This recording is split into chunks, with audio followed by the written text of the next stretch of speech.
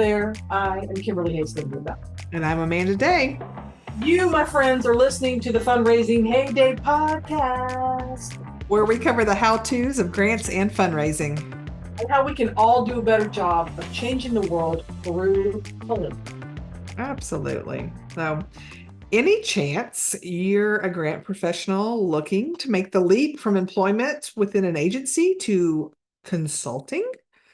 But maybe you're worried about a million things like, is there enough work out there for me? And where do I find clients? And how do I figure out what to charge? We understand the questions because we had them too. But rest assured, Kimberly, me, and probably every other consultant out there, if they're being honest, probably had similar feelings before they started out. Completely normal, completely understandable, but also can take a lot of time to work through on your own. So for that reason and many others, that's why Amanda and I and Allison Boyd created Morphology, which is a 90-minute video that helps you sort of work through those questions. I don't mean to say it answers the questions for you because only you know the answers, but sort of working through a series of questions, whether it's more sort of philosophical around why you would want to be a consultant and the kinds of avenues you want to explore with that, down to what kind of insurance do I need? Am I an LLC? Am I a DBA? Am I an EIEIO? I don't know. This is something that can walk you through all those different aspects. And if you are just like, ooh, that sounds so good, you can find out more at Morphology, MORPHOLOGY team.com. Yep. And if you're wondering, like, what exactly is this Morphology really all about? We're going to be joined by Allison on today's episode to talk about consulting and questions and how Morphology helps with all of that stuff. So stay tuned after this quick message from our season sponsor, and we'll get into all that with Allison.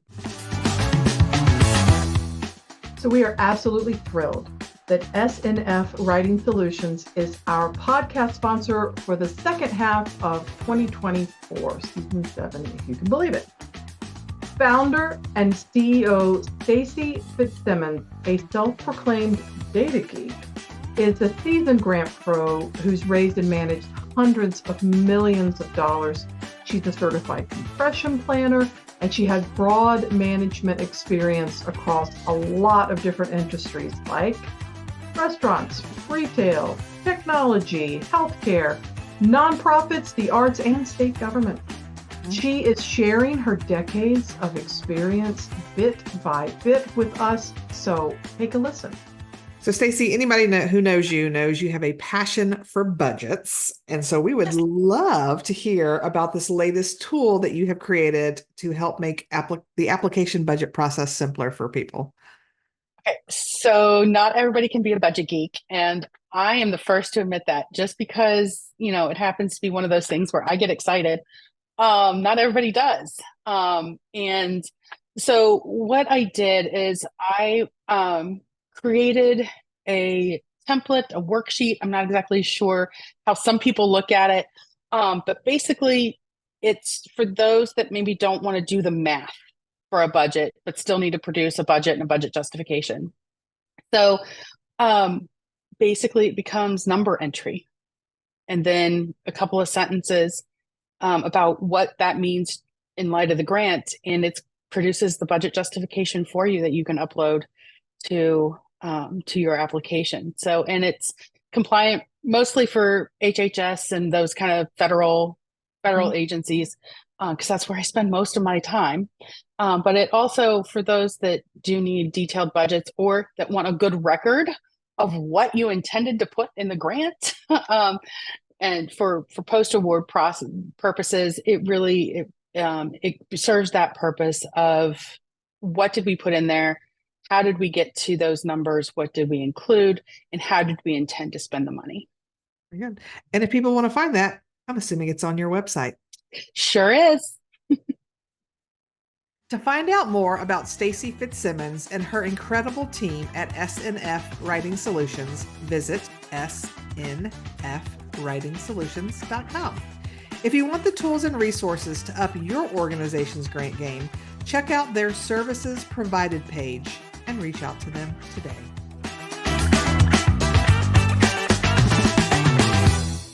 So today we are joined by Allison Boyd, GPC and owner of Boyd Grants.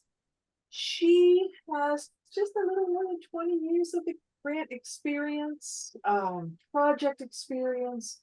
She runs a thriving grant consultancy and is a second timer on Fundraising HayDay. Welcome back to the show, Alice. Thanks for having me. I'm so glad to be here. Sure. Yeah, we're glad to have you too. Especially we get to talk about something we really love, which is consulting. So let's start off with the big question. Why consulting? Allison, what is it you think that draws people to this field? I think there's a lot that come because of the flexibility, being able to work from home, being your own boss, working with different people. My favorite part is just I never have the same client twice. And so that keeps me motivated to keep moving. So I think a lot of that is tied to that. I think it is really important to sort of think about your why if you're listening or watching and that's something that you're thinking about doing, becoming a consultant or building your business. I think getting to that why, like you said, Allison, flexibility or being your own boss or whatever those things are, being clear about what it is that you want out of it will help determine the kind of consulting practice that you have. Mm-hmm. Yep. Well, and I think one of the things too is not just why, but why now? What is it about doing it today versus 3 years ago or 10 years from now? And I think for me, I did like the idea. I'd always liked the idea of being a consultant, but that just seemed like something that was so very far away until suddenly I needed to be home more just because of the age of my kids and those kinds of things. So even more so than, yeah, consulting sounds fun. For me, it was like, hey, I need that flexibility now. And so that's it. That was more of a driver for me is I really need to have something that is more flexible. So what about you, Kimberly? What kind of pushed you into the why now? As a recovering development director, maybe it was that feeling of being pulled in all these different directions, but also maybe a little bit more seriously, it was about doing the things that I really loved doing in the way that made sense for me. So, more autonomy, more variety, those kinds of things. But yeah, also not ever having to put together a silent auction gift basket ever again. Super exciting. How about you, Allison? I think a lot for me, it was tied to I had a lot of everyday anxiety about going to work and not meeting everyone's unknown expectations. And just there are times that I would just cry before I had to go to work. And it just brought a lot of tension internally. And so that being able to switch and kind of have my own setting of my own day and everything else while I've got multiple bosses, right? Because I've got a lot of clients, that tension is no longer there. Don't ask me why or how, I don't understand that. However, that works for my little world and that works for me. So but then looking at it now, because I was newly married and had no children at the time, but now I'm like, whew, great flexibility to pick up my kid when I need to go to all of his events and do all of that, which I feel like if I was still working in a traditional environment, that tension that I just talked about would have been tenfold because I would have never felt like I could get it all done.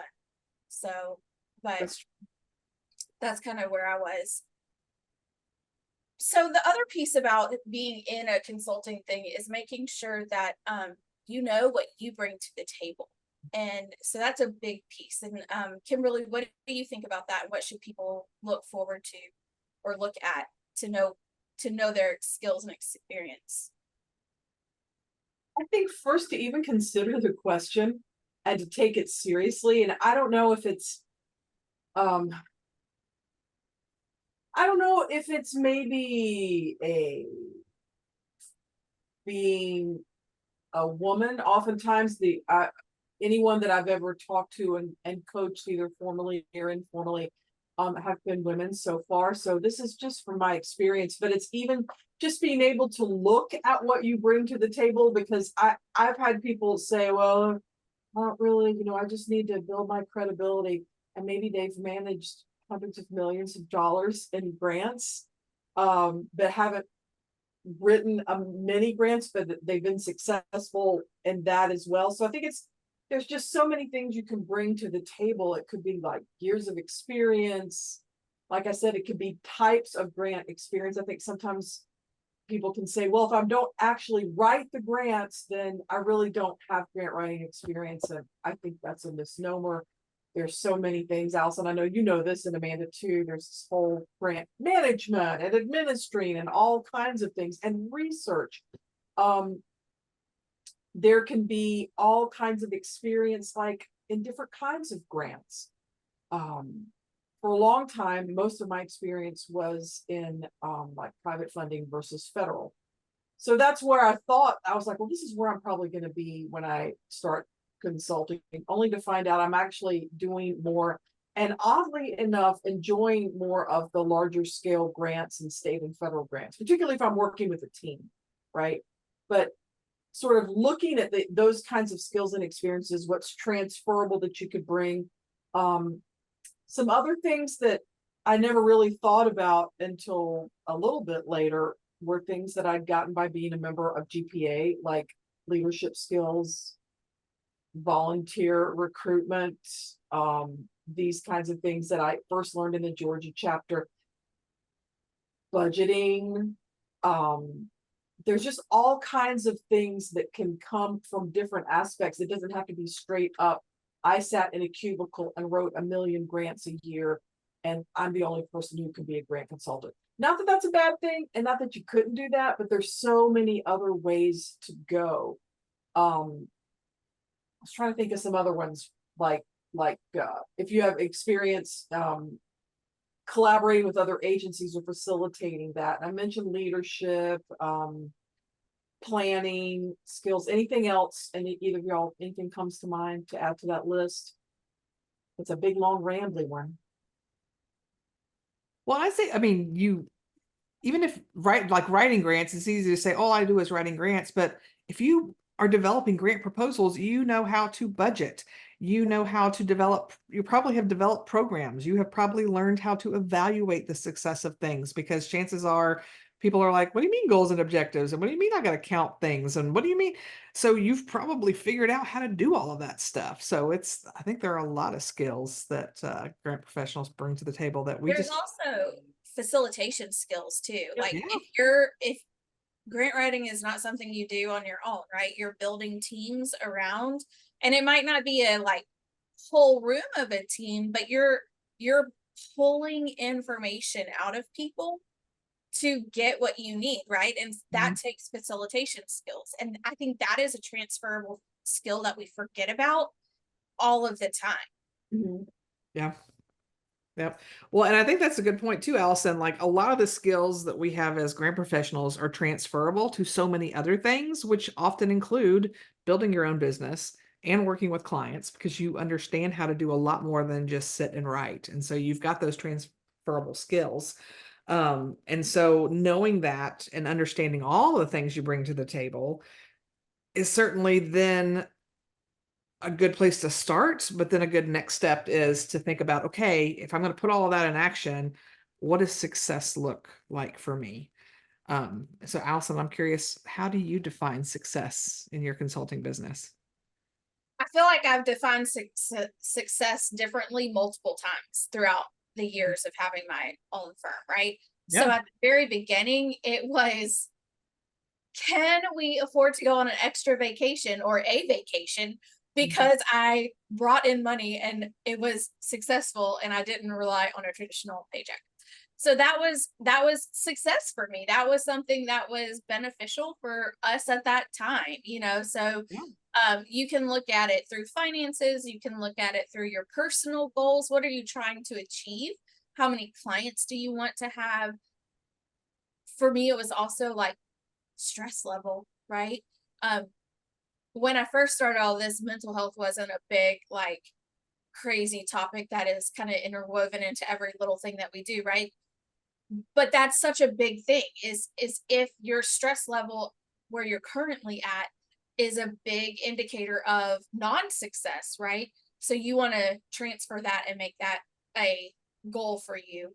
And early on, that was kind of, those are my things. And now it's, how do I define success? Is, am I able to pay my my staff and my writers, and are we able to keep our clients happy, and do they come back to us for different things, that isn't their traditional asks. And sometimes it's the therapy sessions that we have with our clients, which makes me feel like, man, we're doing our job and we're doing it well because they trust us. We've built a level of trust. So I think it's important to realize your success level is your indicators of success is going to change depending on what your incoming goal is, what you want to be, how you want to be successful, and if you change your way of work along the way. And that's okay. That's true. I mean, that was really taking me a moment to process the whole client therapy thing. It's a thing. I just never really phrased it that way in my mind before.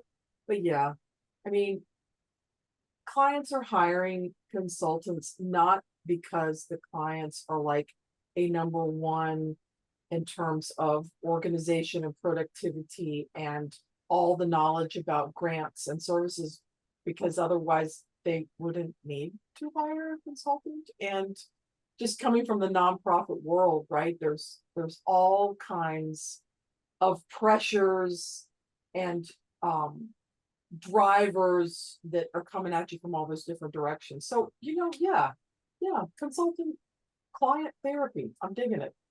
So, okay, now we've answered why consulting, why now, why you, and how you'll define success. And now it's time to do one of my favorite things, which is talk about the F word. And it's not what you think, but this F word is fear, right?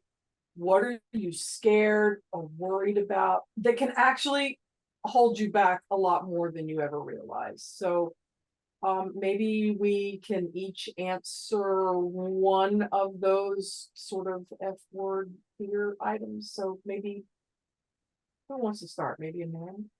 Yeah. I think for me, it was the fear of not having that steady paycheck. Like, I had worked in government, I got paid every 2 weeks. I know what my salary was, I had my benefits covered.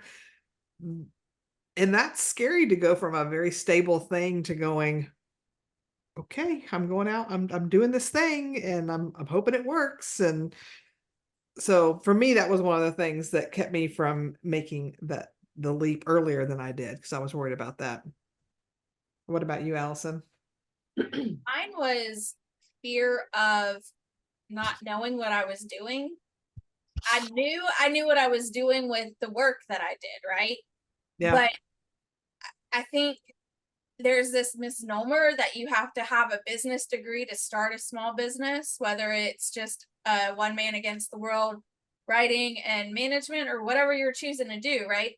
But there was this fear of not being successful because I didn't know what I was doing. Mhm. And I don't think that you have to be fearful of that. What about you, Kimberly? Oh, so many fears, so many F words. I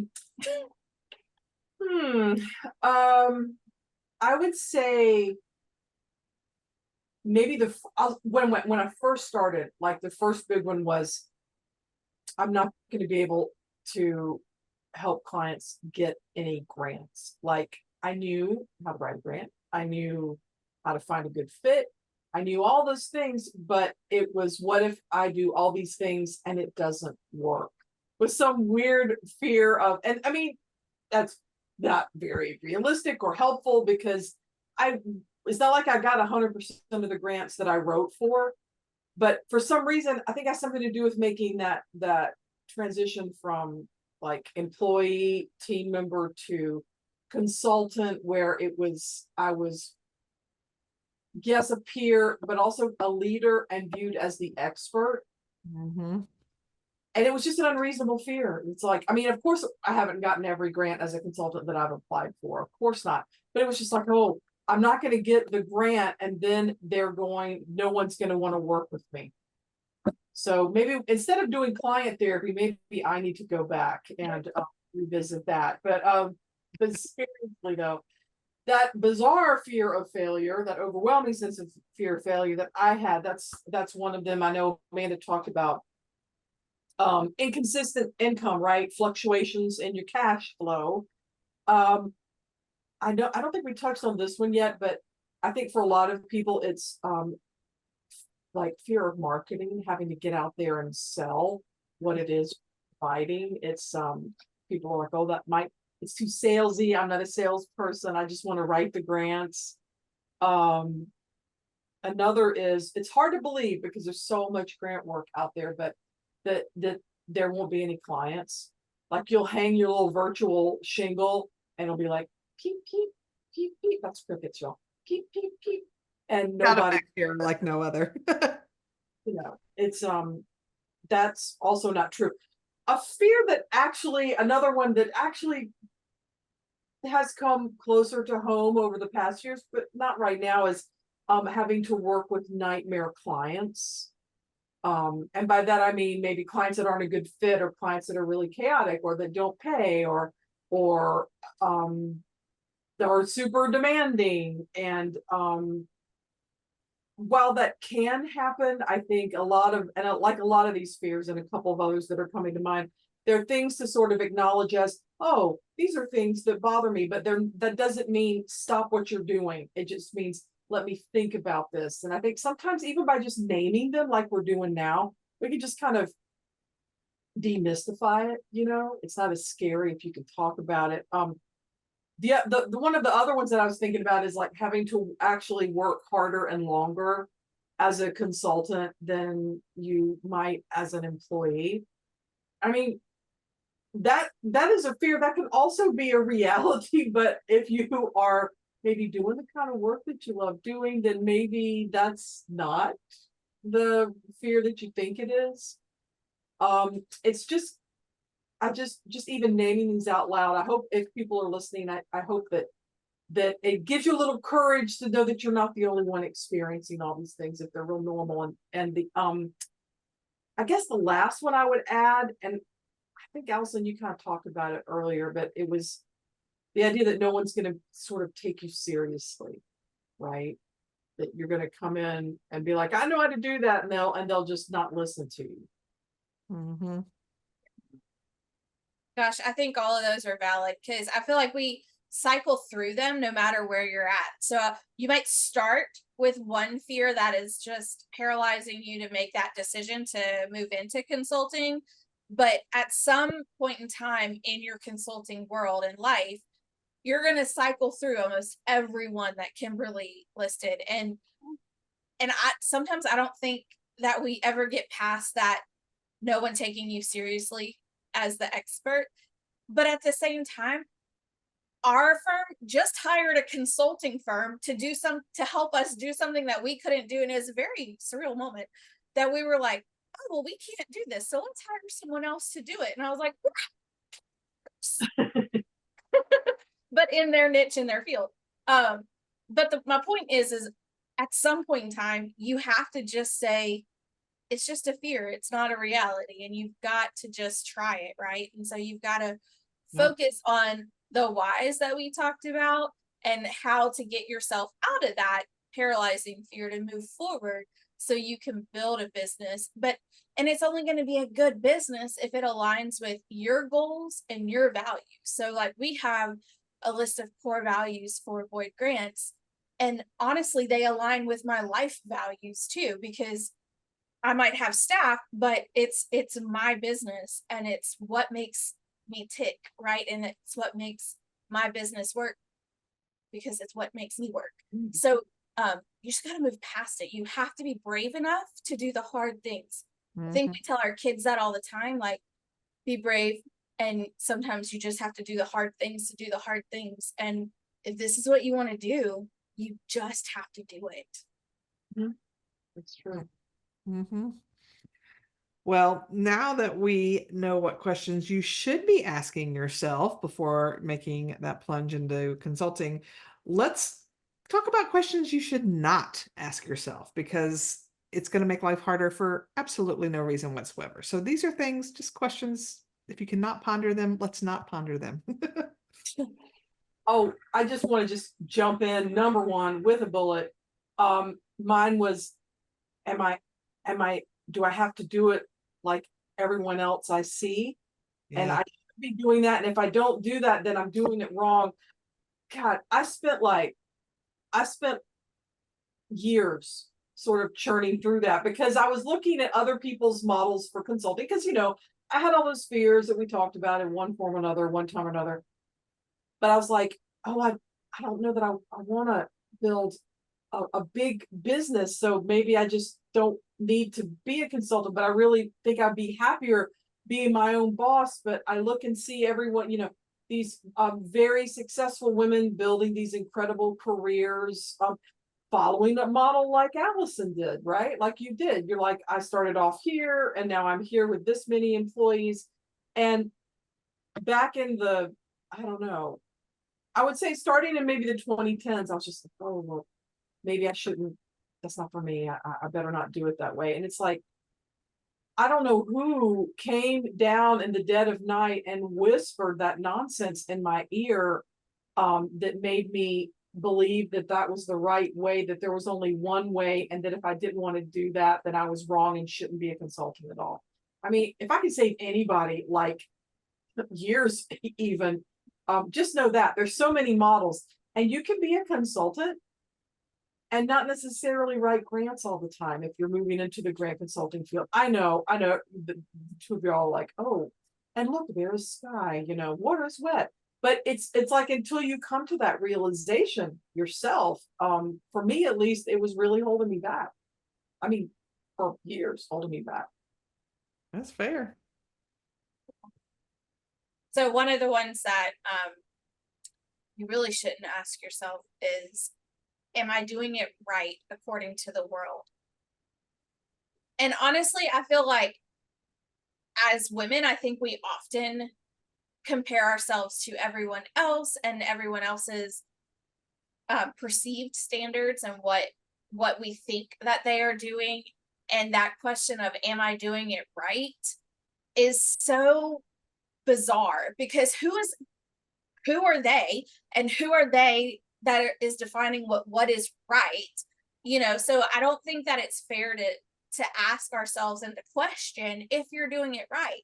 If you're doing it right for you and you're not compromising your beliefs, you're not compromising your personal goals and your values, then you're doing it right.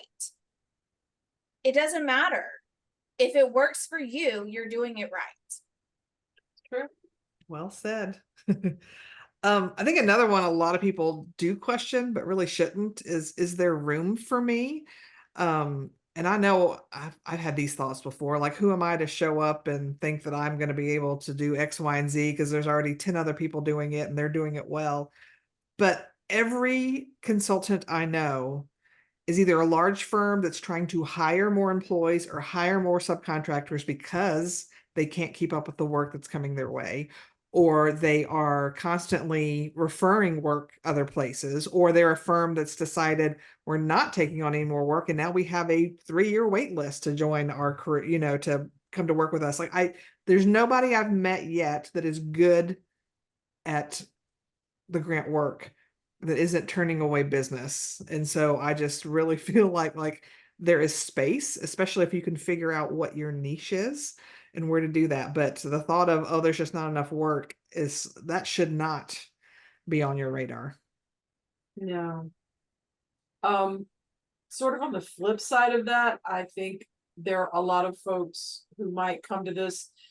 It's sort of the other side of that, the flip side of that coin, or the other side of that coin, that if I become a consultant, I'm going to have to take on every client that comes my way, because if I don't, I'm not going to make money. If I don't make money, I'm not going to be able to raise my family. I won't be able to do all these things, and I'll, go out of business and end up living under a bridge somewhere, which is maybe a lot more of my own internal voice maybe than other people who are listening to this call. But I will say from the get-go, I knew that I needed to be really clear about the type of work and the type of clients that I wanted to work with.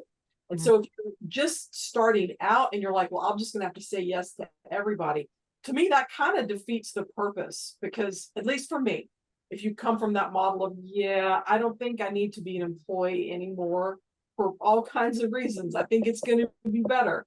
I'm going to be better if I'm doing this thing. Why would you want to work yourself into a stressful situation where you're dealing with other people's chaos every day? You know, didn't have to, because like Allison was like, and I have all these different bosses, and I'm like, and so for me, it would be like, and what if they were all chaotic? Because and then you lived in chaos all day and it was miserable.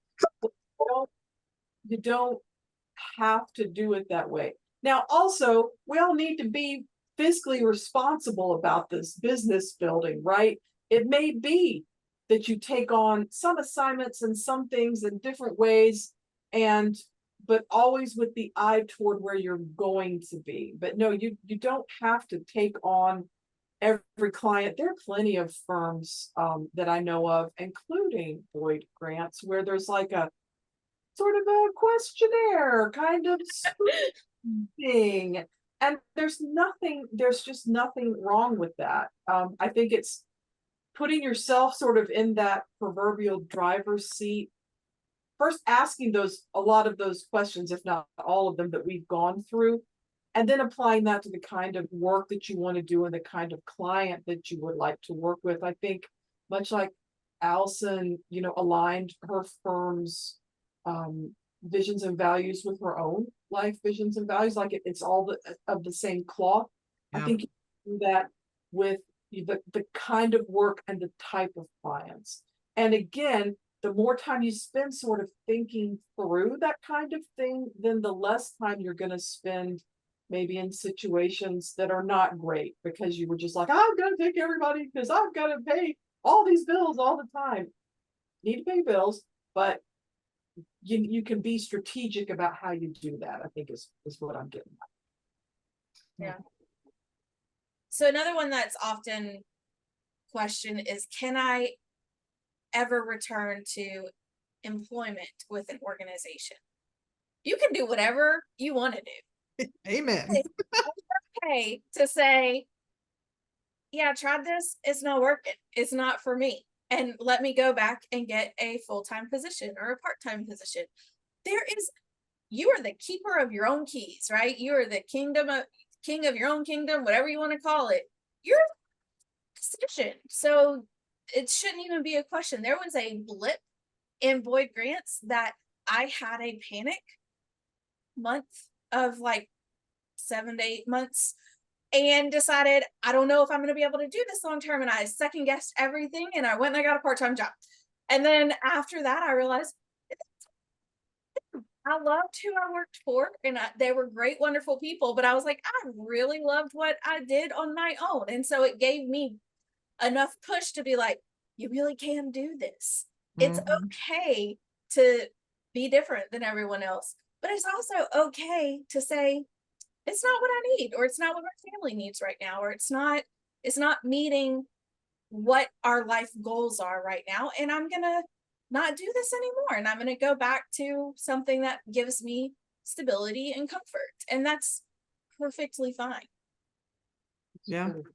I know a grant consultant that he had and y'all probably know him too. He had a very successful firm. I think he had like 9 or 10 subcontractors working for him, and it had been open probably for 10 plus years.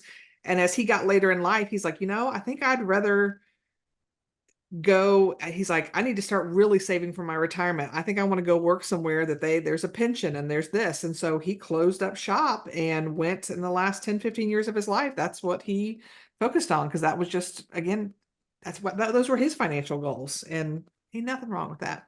So the last one question you don't need to ask, and I think we've kind of covered on this, but is, do I have to build this ginormous consulting firm? And the answer is no, you don't. So that's not a question you have to be like, well, if I'm not willing to grow it, it's just not worth it. If you want to be a consultant who works part-time, 20 hours a week, and doesn't have a website and gets client through word of mouth, as long as it's meeting your financial goals and meeting the goals you have set for yourself, there's nothing wrong if you're a one-woman show that works part-time till the end of time, right? But I think too often the reason we think that is anytime you go to a conference, anytime you go to big sessions, workshops, whatever, they're usually going to pick the big firms to be on those panels to talk about the success for consulting, because there's too many folks think success means, oh, they've got a huge firm and they've got lots of employees, which that is a form of success. There's nothing wrong with it. But I wish more often you had an array of people going, hey, this is how I do it. And it's what works for me. So don't feel like if you start consulting, your only option is to grow it, because that's not your only option. This is true. And I know that we've come to consulting, each of us, and maybe in 3 different ways or more if you count how our businesses have changed over the years, but definitely we've sort of have 3 different approaches. So maybe we can sort of take turns and talk about our different models and how we got to where we got. Again, I think it's just the power of sort of sharing these approaches and pulling aside the curtain and just being real about it. I think it, I that's something I wish I'd had when I was going through my whole, I don't really want to do things like other people, so I guess I just shouldn't do it moment. So let's just bust through that. But Allison, do you want to start and sort of tell us about your model of your consulting practice, if you will?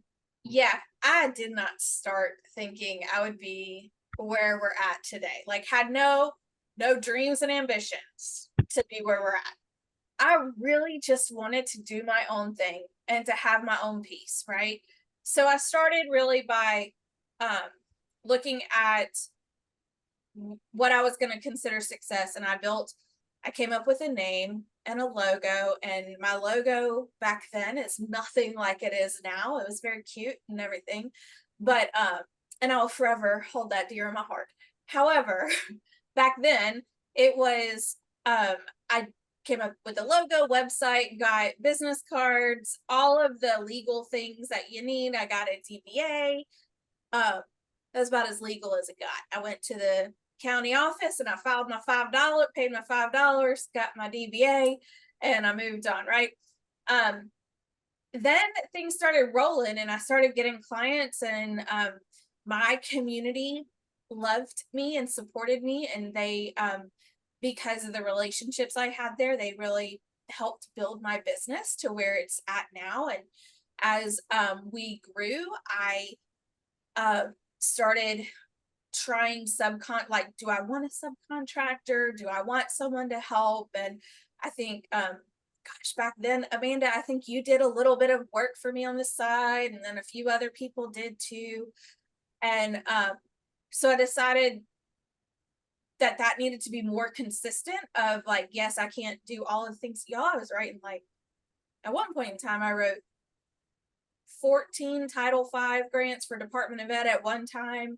Ooh. And it was insane, right? Like, so then I was like, I either need to scale it back or grow it, and decided it was time to grow it, and took on 1 or 2 subcontractors consistently. And then it just kept growing. It was like, if you build it, they will come. They kept coming. And we had a nice little conversation at home of, what is the plan? Because we can't keep operating at this level of insanity. And so I ended up hiring a director of operations who did a lot of the admin work and really started doing our marketing and things like that. And then, of course, you do marketing, which I know nothing about. And I'm thankful that I have people on the team who know stuff about. You do marketing, it grows, right? It doesn't stop growing, it just keeps growing. And so then I was like, okay, well, we're going to hire full-time people. So now we have 5 full-time people, and we've got about 12 subcontractors that do everything from writing to grants management. And so we kind of took a very long, windy way to get where we're at, but that was over We started in 2008, so it's been that long of growth. It didn't happen overnight, and it wasn't the dream to grow to where I'm at. And I had lovely women who were like, why aren't you growing it? And I was like, I'm not gonna be more than a one-person show. I'm gonna be it by myself. And then those questions kept coming up, like, you can do this, Allison, you can grow this. And so then I did, and here we are. What about you, Kimberly? I think I'm not going to get into the whole years of fretting because I've already talked about that, but I think really, honestly, to just lay it out there, I was drawn to finding different avenues of working in grants and fundraising that didn't necessarily involve writing a bunch of grants at a time, year after year after year. And it took me a while to even come to terms with that, about how, but when I look back on it now, I've been, doing this for more than 25 years now, easily. And I think it's okay to go, I've done X for 28 years. I've done this for a long time. It's okay to go, really want to explore other facets of this. And one of the things that got me started was when Amanda invited me to be her podcast co-host for Fundraising HayDay. And it's like, oh, yes, one can podcast about grants, fundraising, and philanthropy. And then working as a contractor with a training company. And it was like, oh, yes, I can train others and talk and travel around and share and learn. And I'm still definitely in this field, but I'm just approaching the work a different way. And I did some subcontracting. And now, as Amanda and I are moving more and more into training, I really am like, okay, yes, now I can really understand this clear path of switching from providing direct grant writing services, a noble calling and profession, but to switch over and think, really, I'm really drawn to this teaching and training and keynoting and sharing experiences and talking with thought leaders and doing all those kinds of things. And had I been still functioning as an employee, none of that would have happened. Had I been committed to a model of I must do more and more, write more and more grants, and then when I can't do it, hire subcontractors or employees to do it, and I'm gonna manage the team. I did that as a director, and I knew that that's not where I wanted to go. So it was almost like I had to go, okay, no, here's what I don't want to do, but here are things I want to do. And then it was, and how can I monetize those things that I want to do and change the balance? I still enjoy it depends on the day and it depends on the grant, but I would say I still by and large enjoy working with clients and writing grants, but it's not where I want to grow my business. I want to do it in other ways. And so I think my model is being really honest with myself and figuring out what brings me satisfaction and how can I get to that satisfaction point in a fiscally responsible way, and also understand that can change over time.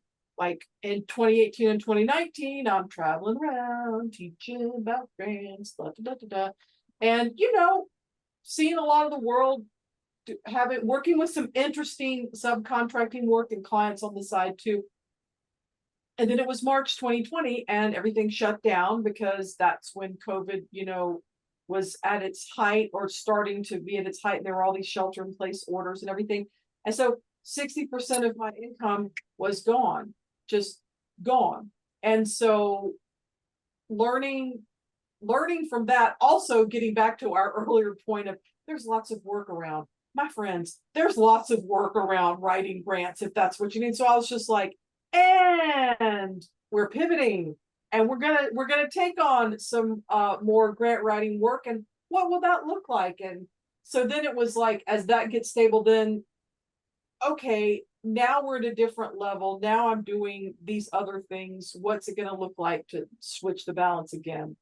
So very long story short, it's my business model is always be evolving, and not to be afraid of that can actually be an asset and just open up doors, but only if you're willing to turn that knob and pull it open.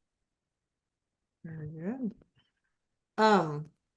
And then my model is somewhat similar to Kimberly's, but when I finally realized, okay, being an employee, working full time was not working as far as what I needed in my family life. I remember sitting down with my husband going, okay, because he was the one, he was like, just consult. I know you can do it. I know it'll be fine. But I was the one going, but what about steady income? No, no, no.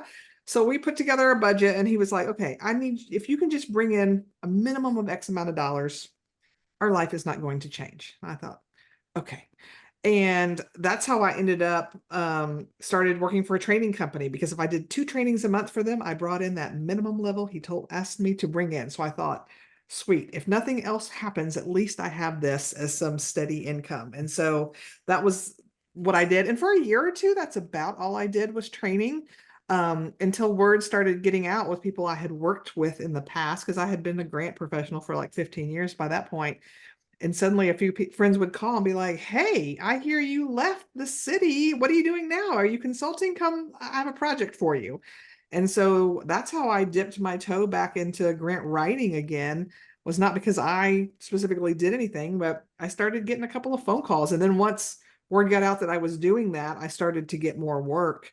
And when, kind of like Kimberly, when COVID hit and in-person training suddenly wasn't really a thing, I was like, okay, I'm really going to need to step up my consulting to make up for that loss of income. But I made the mistake of saying yes to everybody. The thing it said not to do, take all the clients, because I was just, I gotta bring it in. And that was just too chaotic for me. And so I finally decided, I'm like, you know what? I would rather work for a consulting firm. And so that's what I did. I currently work part-time for Boyd Grants as an employee. I do all of their prospect research, because that's a perfect fit for the work I want to do. I know how many hours a week I'm working. I know the work that I'm doing, and I'm not having to worry about, should I say yes to this client? Should I not? Because I have a hard time saying no to things. So that's for me. As far as consulting goes, working for a consulting firm, I prefer than doing my own thing. But I'm also podcasting with Kimberly, and we're building HayDay services and training, because that's where my real love is doing that. And so it's a nice balance as we grow the training side of things to still be working consulting. And I also don't want to be that trainer who, hadn't written a grant in 20 years and is still teaching people how to do it. So I like keeping my toe in the grant world a little bit.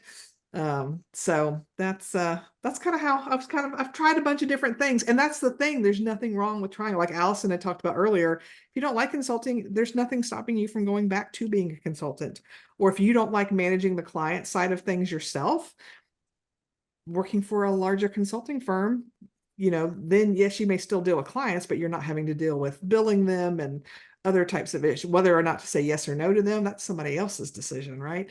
You're sitting down and doing the grant writing work. So there's pros and cons to every aspect of consulting, but that's the beauty of it. There's so many options, and you can kind of pick and choose and do whatever works.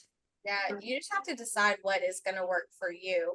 And it's Yes. okay to make those changes along the way. So, I mean, obviously, we all three made really significant changes in how we view consulting. And so just don't go into it thinking, well, I sat in a class and these 4 or 5 people all do it this one specific way. That's not necessarily the right way for you. So just know it's not one size fits all. It's what fits for you. And you just have to find what matches with the stage of life that you're in. It's very true. And I think that what goes along with that too is being thoughtful and mindful about where you are, what's working and what's not.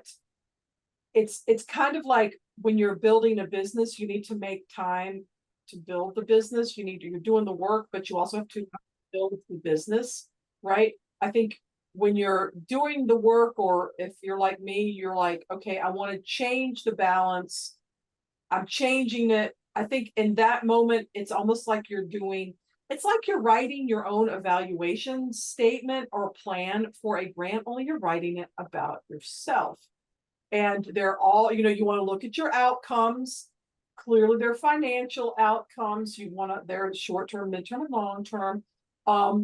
You want to look at your sort of process measures as you would maybe if you were looking at an after school program or a new curriculum or whatever it might be in the grant world.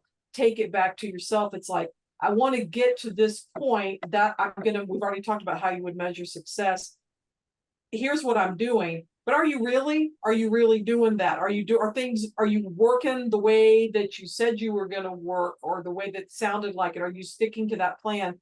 So sort of looking at the process, but even to back it up further, to sort of think about just asking yourself those questions of, it's making me think of Scrum training. I did that several years ago and it was super helpful. Amanda and I don't do all of the sort of aspects of a daily Scrum meeting, but we definitely use that philosophy when we're coming together for training, planning the podcast and doing that. And it's like checking in and making the work visible. And another really interesting point of Scrum that just blew my mind when I first learned about it, which it shouldn't, but there we are, was sort of, are you happy doing this? So again, we're coming at it from a place of privilege where we are able to use our network and our colleagues and pay our bills in whatever model that we've set up. So I'm talking about beyond that, right? Where you're like, but do I like doing this? Do I like doing this? Like, just like Allison, what you said a few minutes ago, it's like you'd written like 14 monster grants at the same time for the same. And I was just like, that's not coming from a place of peace, is it? That's coming from Locoville in terms of just all the demands on your time and the pressure and I think it's just so important to go, okay, is this what I'm doing, what I thought I was going to do, and I'm following the plan of it, but is it really working for me in terms of is it something that I want to keep doing? And it is so much like a realistic evaluation plan built into a grant funded program, because how many times have I stood in front of people or sat in front of a screen and told people, oh, well, you're making decisions based on the best facts at hand, right? And you can't the future, and every funder knows there's going to be some glitch or hiccup or thing that happens where you may not be able to track exactly everything that you set out to measure and achieve, maybe with your objectives or your logic model. I mean, that's just common sense. But taking that and putting that on yourself, and it's like, hey, you said you wanted to do these things and work in this way. What happened along the way? Was there something that came up that changed this? I mean, that's just a normal part of writing a grant report, right? Almost everybody asks, what were your successes or challenges or lessons learned? Yeah. I mean, way, shape, or form. It's going to be more formal language than that. And so I'm just saying, let's don't forget to apply that same sort of thinking to ourselves and our lives as we're building the businesses or dismantling the businesses. Right? I love that. So I think it's a good way to wrap up our discussion. But before we really take off, I'd love to share a couple of resources if you want to learn more about consulting. One is the Grant Professionals Association. If you are a member of them, there's lots of free resources. If you're not a member, I'm telling you, it'll probably be the best. I don't know what membership is these days, like $250 annually, something around there, give or take. It's probably the best $250 you would spend, because they have a mentoring program where you can be paired with somebody. So if you're thinking of making that leap to consulting, a consultant, maybe someone you could be paired with. If there's chapters all over the country, and so getting to know your chapter members, asking some of these questions of folks. There's a grant school associated with it, tons of webinars you can go and check out, things like Consulting for Introverts or Is Consulting Your Next Calling as examples. And then, of course, don't forget the Fundraising HayDay podcast. We've got several episodes in the back catalog about consulting, including our previous interview with Allison. So lots of things about managing burnout and ethics in consulting and all of that good stuff. They're all great resources. I think most importantly, before we close out, is just to remember that consulting is a rewarding career path, and you just have to make sure it aligns with your personal goals and your values. And in order to do that, Kim really talked about it a lot, but you gotta take stock in assessing your motivations and making sure you know exactly what you're going to determine success by.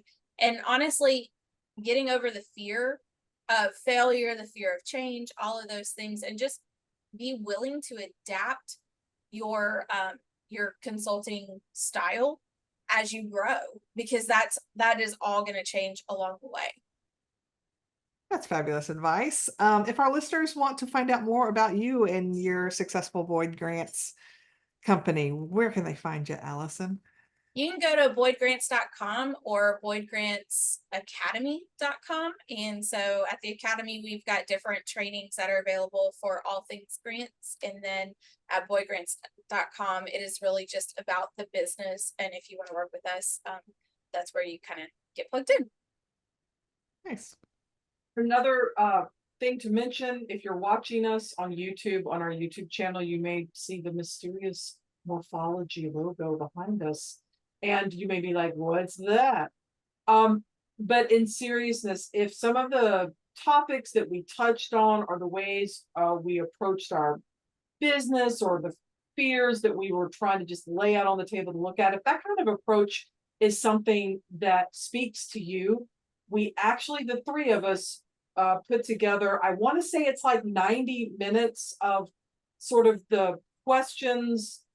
There are 13 questions that we would recommend working through, whether you're building a consulting business for the first time, or maybe thinking about changing it and moving towards some other things that you think might work best for you. All you have to do is go to morphologyteam.com, and you can check that out and purchase it there, and it's on demand, so it'll just be there whenever the mood strikes you. And it's divided up into chapters, so there is sort of that more philosophical, why are you doing this, what are you afraid of, but there's also some stuff that I wish someone had taken me by the hand and sat me down and be like, okay, here are different ways you can incorporate, here's different things to think about when you're thinking about insurance and the kinds of insurance. So we're really running the gamut to help folks who want to take a real thoughtful, measured approach to either starting or changing their business to do so. So that's at morphologyteam.com. Thanks again to today's sponsor, SNF Writing Solutions. If you want to learn more about all that Stacy and her team offer in terms of resources, coaching, grant writing, and more, visit snfwritingsolutions.com. So we hope that you enjoyed our conversation with Allison, or found it thought-provoking, or moved you in some way to think about growing or changing your career somewhere in the grants profession, right? So whether you want to just make that leap to consulting, or whether you're happy where you are, but want to think about maybe bringing in some different kinds of experiences in different ways, professional development, we're just here for you. We're here to help you and here to celebrate your journey. We sure are. And we're so honored you chose to spend time with us today. Please join us again in 3 weeks, where we will be dropping the final episode of season 7. But before you freak out, we'll be back in January for season 8. But our final season 7 episode is dropping in 3 weeks, and we're doing another fun-filled top 10 list. So we'll see y'all then. Bye.